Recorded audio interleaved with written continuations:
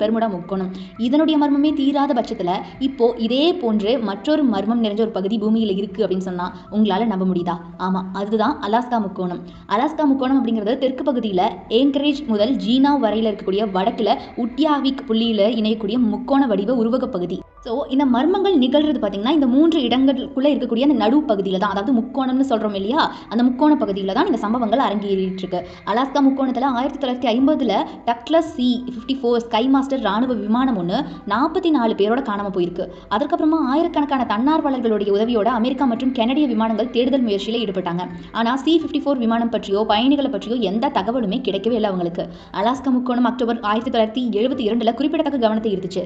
அமெரிக்க house majority தலைவர் Thomas Hale போக் senior பார்த்தீங்கன்னா Alaska காங்கிரஸுடைய நிக் பெசிக்கின் உதவியாளர் ரசல் பிரவுன் மற்றும் பைலட் டான் ஜான்ஸ் அப்படின்னு சொல்லிட்டு இவங்களெல்லாம் ஏற்றிக்கிட்டு போன விமானம் ஏங்கரேஜில் இருந்து ஜூனாவ் செல்லக்கூடிய வழியில் மாயமாக மறைஞ்சு போயிருக்கு.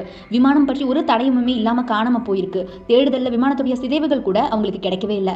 மற்றொரு முக்கிய சம்பவம் பார்த்தீங்கன்னா 25 வயதான கேரி ஃப்ராங்க் சோதர்டன் முக்கோண நடுப்பகுதியில் வேட்டையாட போயிருக்காரு. ஆனால் வீடு திரும்பவே இல்லை. அவர் 2 சதாப்தங்களுக்கு பின்னாடி 1997 வடகிழக்கு அலாஸ்காவில் இருக்கக்கூடிய முள்ளம்பன்றி ஆற்றுடைய ஓரத்தில் ஒரு மனித மண்டையோடு கண்டுபிடிக்கப்பட்டுச்சு. அதற்கப்புறமா பார்த்தீங்கன்னா DNA அந்த சோதனை செய்யப்பட்டுச்சு. அதுக்கப்புறமா மண்டையோடு கேரி ஃப்ராங்கோடையது அப்படிங்கிற மாதிரியான முடிவுகள் வெளியாச்சு. அது போக அவர் கரடியால தான் கொல்லப்பட்டாரு வேட்டையாடும் போது அப்படின்னு சொல்லிட்டு நிறைய யூகங்களும் சொன்னாங்க மக்கள். அதற்கப்புறமா இந்த முக்கோண பகுதியில் 20,000க்கும் மேற்பட்டோர் மர்மமான முறையில் காணாம போயிருக்காங்க. இது வரைக்கும் அவங்க என்ன ஆனாங்க அப்படிங்கிற மாதிரியான அந்த கேள்விக்கு பதிலே கிடைக்கல. அதுதான் இப்போ இந்த இடத்துல மர்மமா இருக்கு. இதனால தான் இந்த பகுதியில் மக்கள் தொகை குறைவாகவே இருக்கு அப்படின்னு சொல்லப்படுது. இது குறித்து எடுத்த புள்ளி விவரப்படி அலாஸ்காவில் ஒவ்வொரு ஆண்டுமே பார்த்தீங்கன்னா சராசரியாக 2250 பேர் காணாம போயிருக்காங்க அப்படின்னு தெரிய வந்திருக்கு.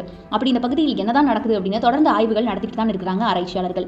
அலாஸ்கா முக்கோணத்தில் அசாதாரண காந்த செயல்பாடு விமானத்தின் பார்க்கும் திசையை விட்டு குழப்புவதாகவும் அங்க வானத்தில் தோன்றக்கூடிய அதிசய ஒளி வீச்சுகள் விசித்திரமாக வானத்தில் செயல்பாடுகள் இருந்து மற்றவங்களை பார்த்தீங்கன்னா இந்த சுழலில் சிக்கி இழுத்துக்குது அப்படின்னு சொல்லப்படுது. இது எந்த அளவுக்கு உண்மை அப்படின்னு தெரியல.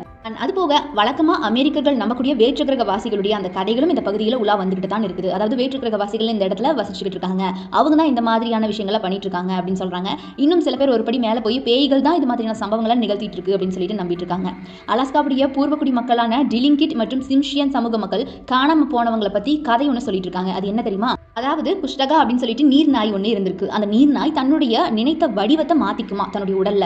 அந்த மாதிரியான ஒரு சக்தி அந்த நாய்க்கு இருந்திருக்கு. விபத்துக்களால மனிதர்களை பாதிக்க வச்சு அவங்கள வந்துட்டு சாகடிச்சு அவங்க மூலியமா தான் நினைத்த அந்த மனித வேடத்தை வந்து எடுத்துக்குமா.